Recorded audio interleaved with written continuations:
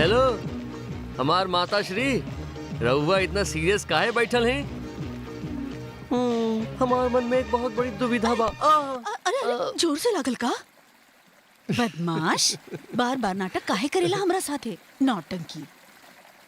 तू जानेला मुरारी, जब से हमार शादी भइल बा ना, हमके हमरे माई के छोड़े खातिर केहू नाही आइल।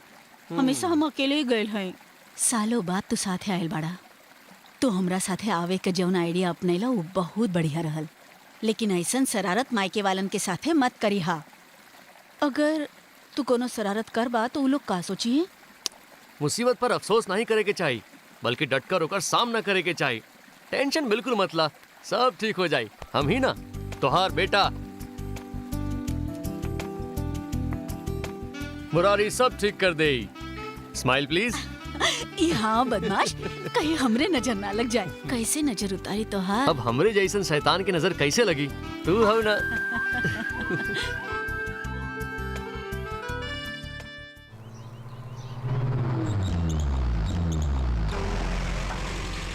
तो ही है बा। ला पहुंच गई लू माई।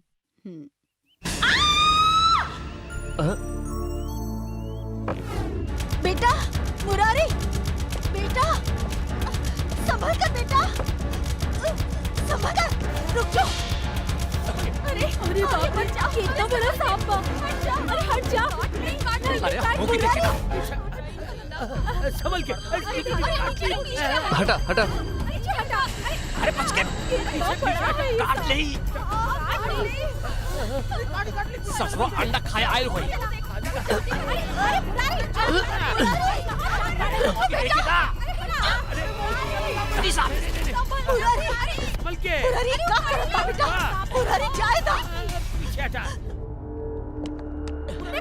काट ले। अरे सुना ना, संभल के।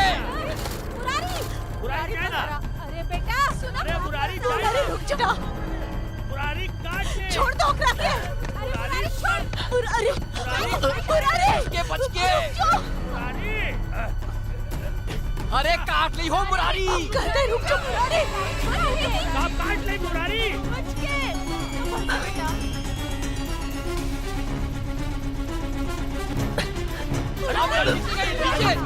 जाए तो बेटा। मुरारी रहेगा।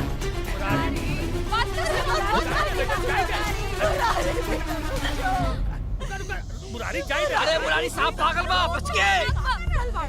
मुरारी वो अपने आप जाए बा, छोड़े जाए ना मुरारी। मुरारी डंडा ले बा। बात तो सुना। अरे मुरारी तो जा बेटा।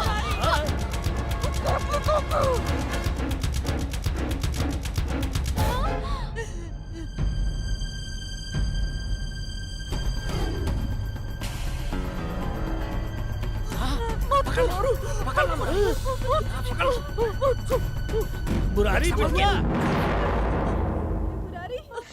अरे पीछे हटा।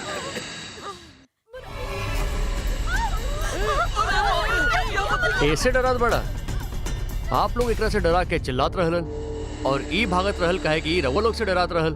कौनो भी जानवर यूं ही हमला नहीं करेला, अगर करेला तो जान बचावे खातिर। देखी ना कितना मासूम बा, बस घर के एड्रेस भुला गई। अब एक एकरा के घर पहुंचाए के बा। खेत कहाँ बा? और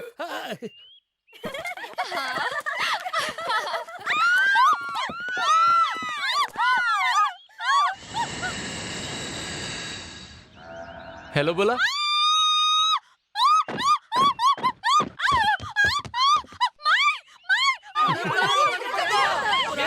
अच्छा ठीक बा।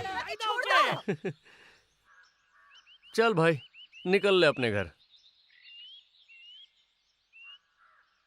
हे माई हमरे मुरारी की रक्षा करिया, सब संकट सब बला से दूर रखिया। हे माई रक्षा करिया।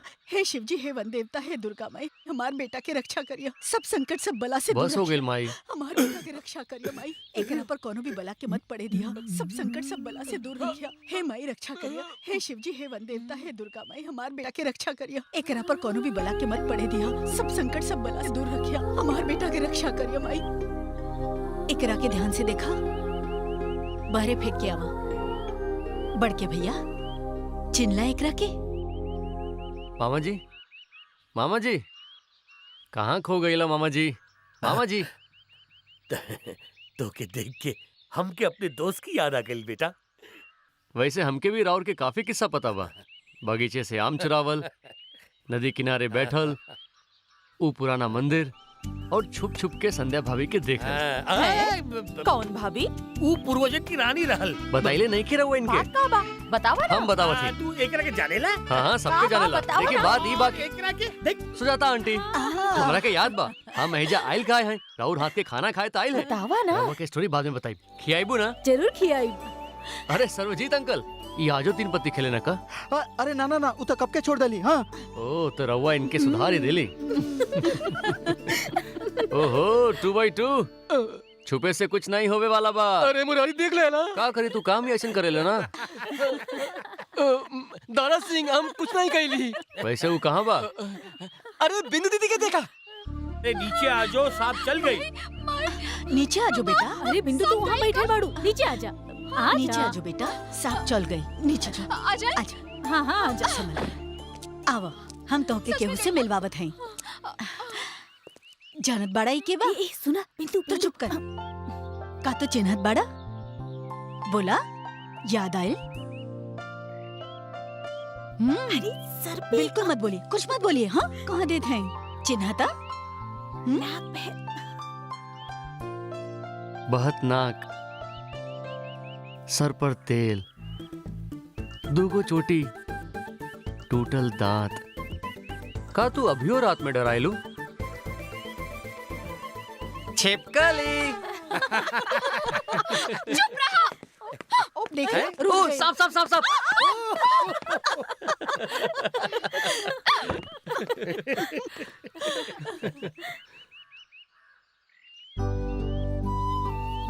का कहलो? वो लंगूर के हम अपन रूम दे दे? नहीं। ओ हमनी के घरे पहली बार आइल बा, मान जा। वो बंदर हमरे रूम में नहीं रही, हम रूम ना दे। छी, ऐसे ना ही कहल जाला। देखे में कितना हैंडसम बा। कौन ऊ? तू दिन ब दिन बिगड़त जात बाड़ू। वो लड़का बा यही खातिर खास बा ना? तो उससे ज्यादा खास थोड़े ना बा। अरे तो ही लोग समझावा ना एकरा के, ई बुरा मानत बा। हम मानब। ओके आंटी कौनो बात नहीं जाई दी। ए बिंदु चल ना, हमनी के कोनो तकलीफ ना होई। हम सही कहली ना। अरे तू सब भी समझावा ना। आंटी हमने के कोनो तकलीफ नहीं बा। गली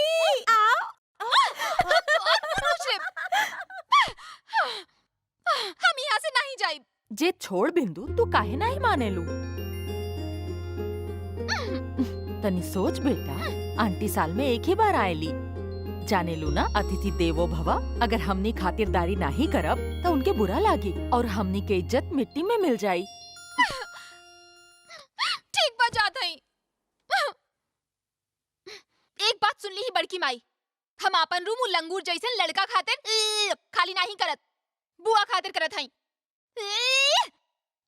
भैया सांप पकड़त समय रहुआ के डर नहीं लागत? अरे डर कौन बात के? अगर तू जानवर से प्यार करबा तो वो तो से प्यार करी। मतलब रहुआ कॉकरोच भी पकड़ सकेली? हाँ। हाँ, ई कॉकरोच, छिपकली और मगरमच्छ भी पकड़ सकेला। ए तरफ आओ बेटा। एजा एजा तुम भी आओ। सांप! माई सांप! माई सांप! सांप!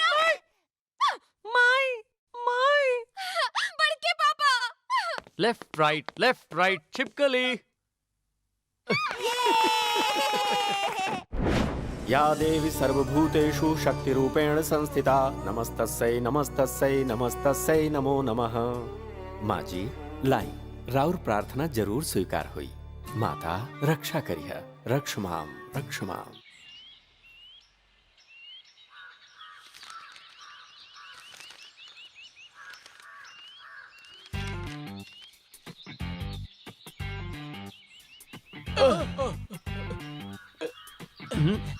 बाबूजी ऊ मैटर के अपने तकी रखिया। कौन मैटर? सांप वाला? अरे नहीं, गणेश वाला मैटर। ओ ये पकड़। रहुआ तो बहुत अच्छा है। तू जवन हमार हाथी चुरावले। ये बात केहू के पता ही मत। हम तो पैर छुबत हई। छी छी। गलती के माफी मांगत हई ना।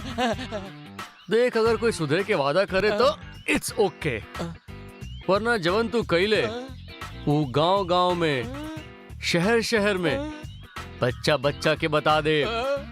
आयल बात समझ में। अब भैया नाक चढ़ावत बड़े। बचपने से ऐसन बा। देख यार, फिर तो डील नहीं हो सकेला। एकरा को बोलो मुस्कुराए। मुस्कुराता, अरे मुस्कुराता। छी छी, जानवर जैसे मुस्कुराला। वैसे समझ नहीं आवेला तू हमरे सामने झुक कैसे गईले। ठीक बा, कबो कबो लाइफ में होला। तनी जिम करिए, फिर आइए।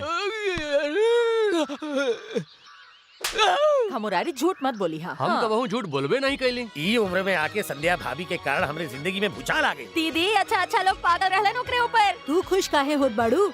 अब इहो शामिल हो गई। हाँ मुरारी तू बता। रहुआ के हंसल पसंद बाना? सबके हंसावल पुण्य के काम बाना? हाँ हाँ काहे ना।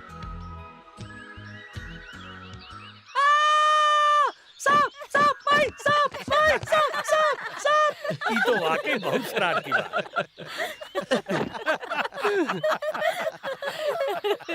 ई तो वाकई बहुत शरारती बा,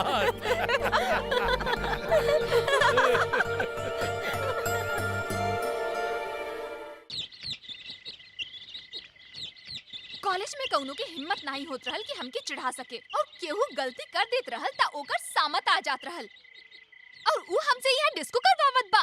कौन? वो हैंडसम? ऊ हैंडसम दिखात बा, हम तोहार जान ले लेब। बेकार के नाटक बा, पसंद करेली। छी, ओकरा के पसंद करे हमार जूती। ऊ बंदर हमार दुश्मन बा। ए, ओकरा के बंदर मत बोला। I don't think so. Hrithik जैसन हैंडसम। हाय हाय हम मर जाए। सच में शाहरुख जैसन स्टाइल और बॉडी। हाय हमने के दिल के हार्ट बीट। हाय my heart is under his feet.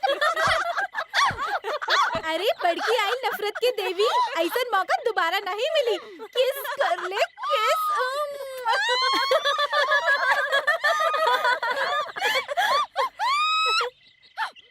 जब भी ओकरे बारे में सोचिला ना, हमरे तन बदन में एकदम से आग लग जाले।